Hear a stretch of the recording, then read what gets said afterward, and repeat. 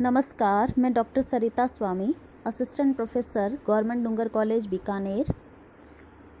BA part first के प्रथम प्रश्न पत्र में श्री नारायण पंडित विरचित हितोपदेश के मित्र लाभ प्रकरण की चर्चा है। हितोपदेश जो ग्रंथ है नीति कथात्मक ग्रंथ है। संस्कृत कथा साहित्य का सर्वाधिक विकास भी नीति कथा के रूप में ही हुआ है। नीति कथाओं में रोचक कहानियों द्वारा धर्म अर्थ काम रूपी त्रिवर्ग का उपदेश प्रदान किया गया है। इनके प्रतिपाद्य जो विषय है उनके अंतर्गत सदाचार, नीति और लोक व्यवहार के विषय ही अधिकतर समाहित हुए हैं, किंतु कहीं कहीं राजनीति तथा कूटनीति के विषय भी देखने को मिलते हैं। पशु पक्षियों की रोचक कथाओं के माध्यम से इस प्रतिपाद्य का सफल प्रस्तुतिकरण पंचतंत्र तथा हितोपदेश नामक ग्रंथों में हुआ है। हितोपदेश यद्यपि पंचतंत्र पर ही आधारित ग्रंथ है, तथापि इसकी भाषा सरल और शैली रोचक है और विषय का प्रस्तुतिकरण ग्रंथकार ने अपनी मौलिकता भी दिखलाई है। उसके मित्र लाभ प्रकरण में हम आगे चल रहे हैं। यह हितोपदेश ग्रंथ हमें क्यों पढ़ना चाहिए, किस दृष्टि से, किस उद्देश्य से लिखा गया है, उसको बता रहे हैं कि यत् नवे भाजने लग्नः संस्कारो न अन्यथा भवेत् कथा छलेन बालानां नीतिस्तद इह कथ्यते।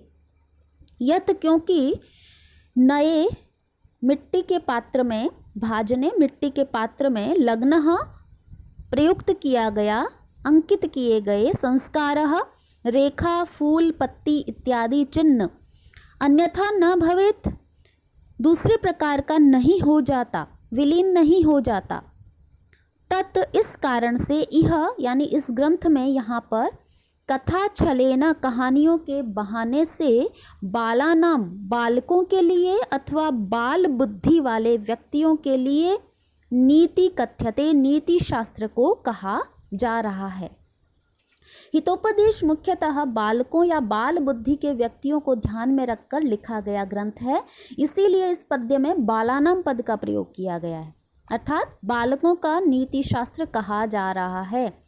बालकों को विशेष रूप से क्यों ग्रहण किया गया, इसका उत्तर ग्रंथकार दे रहे हैं कि जिस प्रकार मिट्टी के कच्चे घड़े पर हम कोई चिन्ह बना देते हैं और उसे आग में तपाकर पका दें तो वह चिन्ह अमिट हो जाता है, उसी प्रकार बालकों के हृदय मिट्टी के कच्चे घड़े के समान होने के कारण उसमें रखे गए संस्कार भी अमिट हो जाते हैं। बालकों को कथाएं प्रिय होती है, कथा रूप साधन से नीति का संस्कार दिया जा रहा है। उन कथाओं के पात्र भी पशु पक्षी आदि रखे गए हैं जो बच्चों को बहुत प्रिय है। बाल मनोविज्ञान के अनुसार भी यह कथा संग्रह बालकों के ज्ञान हेतु अत्यंत उपादेय है। अग्रिम श्लोक में कहा जा रहा है कि यह ग्रंथ का विषय क्या है और इस ग्रंथ के कितने भाग हैं, उसको बता रहे हैं कि मित्र लाभः सुरद भेदो विग्रह संधिरेव च पंचतंत्रा तथा अन्यस्मात् ग्रंथात् आकृष्य लिख्यते। मित्र लाभ पहला इसका अध्याय या भाग या उसका जो परिच्छेद है वह मित्र लाभ है, अर्थात जिसमें मित्रों से होने वाले लाभ को बतलाया गया है, जो आपके सिलेबस में है कि मित्रों की पहचान हम कैसे करें, किस प्रकार के मित्र होने चाहिए, सच्चे मित्र के क्या लक्षण हैं, किस प्रकार के व्यक्तियों से हमें दूर रहना चाहिए, ये सभी बातें मित्र लाभ प्रकरण में आएगी। दूसरा प्रकरण है सुरद भेदा, यानी दो मित्रों के मध्य में फूट डालने का वर्णन है। भेद यानी उसमें भेद उत्पन्न करना, फूट डालना। तीसरा भाग है इसका विग्रह। विग्रह नाम से ही लग रहा है कलह, लड़ाई झगड़ा, युद्ध का वर्णन जिसमें हो वह भाग। और चौथा है संधि। संधि यानी मेल मिलाप करने वाली कथाओं का अध्याय है। तो ये कहाँ से लिखा गया है? पंचतंत्रात पंचतंत्र नामक ग्रंथ से तथा अन्यस्मात् ग्रंथात् आकृष्य लिख्यते, तथा अन्यस्मात् दूसरे यानी महाभारत, कामंडकीय, नीति शास्त्र इत्यादि ग्रंथात् ग्रंथों से आकृष्य लेकर के, संग्रह करके लिख्यते लिखा जा रहा है। श्री नारायण पंडित अपने ग्रंथ के वर्ण विषय और ग्रंथ के रचना क्रम का स्पष्टीकरण कर रहे हैं। सबसे पहले ये बताया है कि मेरा यह ग्रंथ अन्य ग्रंथों से कथानक आदि को लेकर लिखा गया है, जिसमें पंचतंत्र प्रमुख है, जो विष्णु शर्मा द्वारा लिखित है। इसके अतिरिक्त भी पुराण आदि से कथाओं का संग्रह करके नए रूप में प्रस्तुत किया गया है। इसमें कुल 4 परिच्छेद है: मित्रलाभ, सुरदभेद, विग्रह तथा संधि। अब यहाँ से कथा मुख का प्रारंभ हो रहा है। गंगा के तट पर पटना नाम का एक नगर है, पाटलिपुत्र नाम का एक नगर है। वहाँ पर जो राजा है, सुदर्शन नाम से प्रसिद्ध राजा है, जो एक राजा के संपूर्ण गुणों से युक्त है। उस समय उस सुदर्शन नाम के राजा ने किसी से पढ़े जाते हुए 2 श्लोक सुने। कोई विद्वान उस राजसभा में आया और उन्होंने जो श्लोक पढ़े विद्या और शास्त्रों के विषय में, वो श्लोक कौन से हैं? पहला है, अनेक संशयोच्छेदी परोक्षार्थस्य दर्शकम सर्वस्य लोचनम शास्त्रम यस्य नास्ति अंध एव सः। अनेक संशयोच्छेदी, अनेक प्रकार के संशय यानी आशंका, संदेहों का, छेदी यानी नष्ट करने वाला, उन्मूलन करने वाला। अनेक प्रकार के संशयों का उन्मूलन करने वाला। परोक्षार्थस्य दर्शकम, परोक्ष यानी जो साक्षात नहीं दिखाई देता, अप्रत्यक्ष विषय जैसे भूत और भविष्य अर्थ, उसका दर्शकम दिखलाने वाला। शास्त्रम, शास्त्र, सर्वस्य लोचनम अस्ति, सभी व्यक्तियों के लिए लोचन यानी नेत्रों के समान है। यस्य न अस्ति, जिस व्यक्ति के पास शास्त्र रूपी नेत्र नहीं है, स अंधा एव, वह अंधा ही है। इस पद्य में शास्त्र स्तुति की गई है। श्री नारायण पंडित कहते हैं कि शास्त्र वह नेत्र है जिससे हम अपरोक्ष विषयों का दर्शन करते हैं। जिस प्रकार हम इन चक्षुओं से वर्तमान स्थित वस्तुओं को देखते हैं तथा अपने अनुकूल पदार्थों में तो प्रवृत्त होते हैं और प्रतिकूल पदार्थों से निवृत्त होते हैं। हमें क्या करना है, कहाँ जाना है और कहाँ नहीं जाना है। हमारे समक्ष हिंसक पशु आ गया है तो हमें वहाँ से निवृत्त होना है। सामने हाँ रास्ता है या अथवा नहीं है, दीवार है, ये सब हम अपने नेत्रों से देखते हैं वर्तमान स्थित वस्तुओं को। लेकिन भूत और भविष्य अथवा अपरोक्ष जो विषय है उनको हम किससे देखते हैं? शास्त्र रूपी नेत्रों से। तो शास्त्र रूपी नेत्रों से हम परोक्ष तत्वों को हम देख लेते हैं, इसलिए यह चर्म चक्षुओं से श्रेष्ठ कहा गया है। वर्तमान के अतिरिक्त भूत और भविष्य को प्रत्यक्ष के समान दिखाने वाला शास्त्र ही होता है। यह शास्त्र ज्ञान रूप है। इसी कारण इसकी प्राप्ति होने पर अनेक प्रकार के संशयों का विनाश भी होता है। जब हमें जिस परिस्थिति में हमें कोई संदेह उत्पन्न होता है तो हम शास्त्रों की शरण लेते हैं, अथवा जिसने शास्त्र पढ़े हैं उसके भीतर ऐसी विवेक बुद्धि उत्पन्न हो जाती है कि उसे कर्तव्य अकर्तव्य का ज्ञान हो जाता है और वह उचित निर्णय लेने में सक्षम हो जाता है और उसका उस कार्य में सफलता प्राप्त होती है। तो अनेक संशयोच्छेदी से तात्पर्य है कि अनेक संशयों का विनाशक, और संशयों का जब तक विनाश नहीं होता तब तक व्यक्ति विनाश की ओर गमन करने वाला ही होता है। जैसा कि श्रीमद् भगवत गीता में भी कहा है, संशयात्मा विनश्यति, अर्थात जिसके भीतर संदेह बना रहता है वह व्यक्ति विनाश की ओर चला जाता है। तो शास्त्र हमारे अनेक संशयों का उच्छेदक है, ज्ञान रूपी नेत्र है। शास्त्र रूपी नेत्र जिसके पास नहीं है वह अंधे के समान है।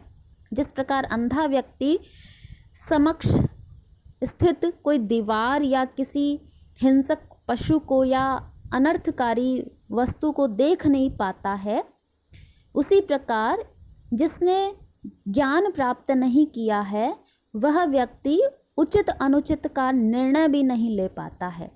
और जब हमारा निर्णय ही गलत हो जाता है तब हम उस कार्य में सफलता प्राप्त नहीं कर पाते और विनाश की ओर अग्रसर हो जाते हैं।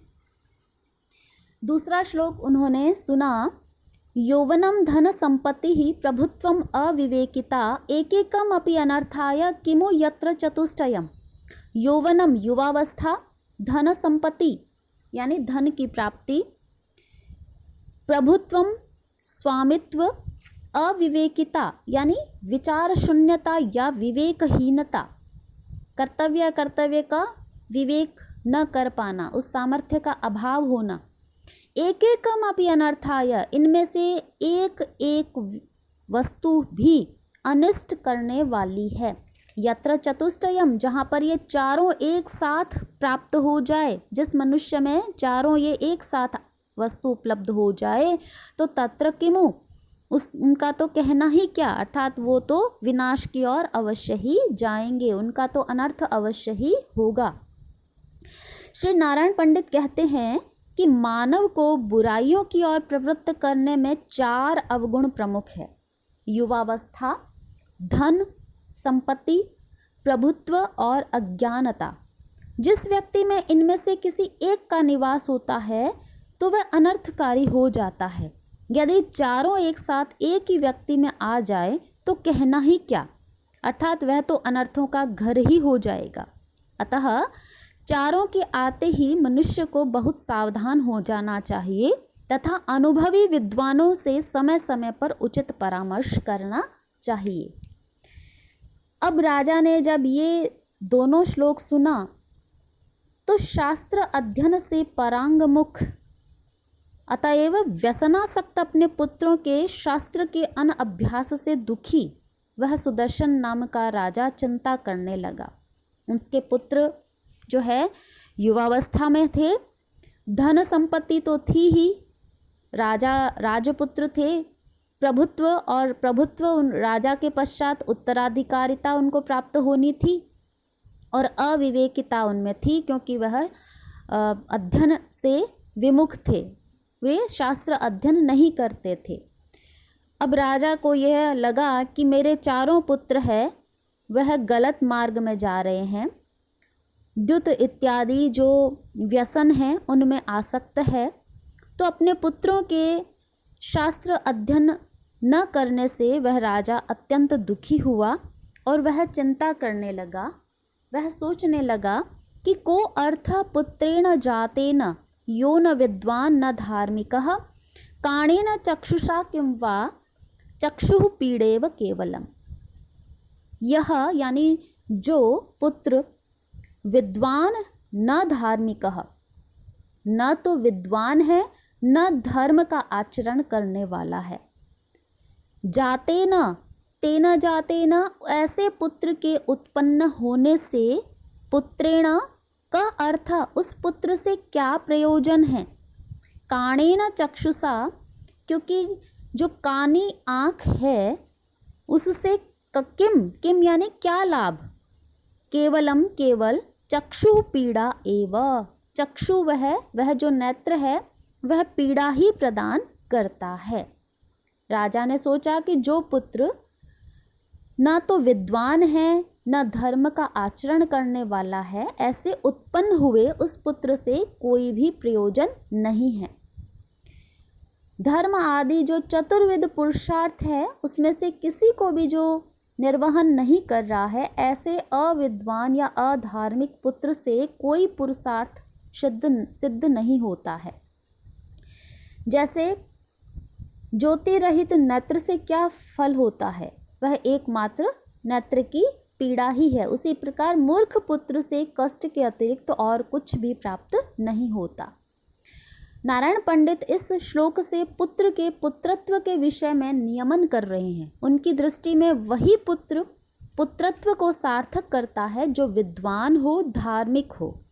अज्ञानी और अधार्मिक पुत्र निरर्थक होता है। यहाँ ज्ञान और धर्म यानी कर्तव्य का समुचित समन्वय चाहा गया है। ज्ञान के बिना धर्म का निर्वहन ठीक प्रकार से नहीं हो सकता, उसी प्रकार धर्म के बिना ज्ञान भी भार स्वरूप ही होता है। अतः श्रेष्ठ पुत्र वही है जो इन दोनों से समन्वित है। जैसे एक विकार रहित नेत्र के साथ दूसरा नेत्र फूटा हुआ हो तो फूटा नेत्र अन्य नेत्र के लिए कोई लाभकारी नहीं होता, अपितु पीड़ादायक होता है, हास्य का पात्र बनता है। उसी प्रकार मूर्ख या अधार्मिक पुत्र भी संकटकारी ही होता है, माता पिता के लिए और स्वयं के लिए भी संकट उत्पन्न करने वाला ही होता है।